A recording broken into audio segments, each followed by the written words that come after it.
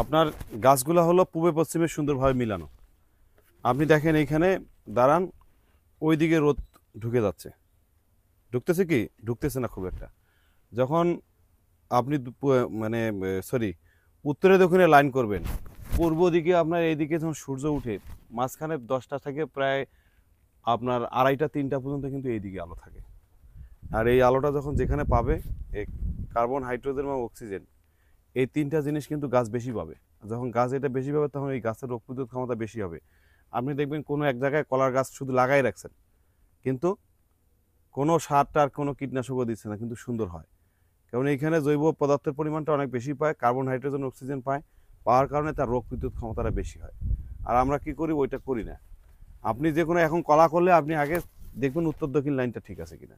সেটা যে কোনো ফসলই আপনি উত্তর দক্ষিণ লাইনটা আগে ঠিক করবেন, তাহলে আপনার লাইনটা সুন্দর থাকবে।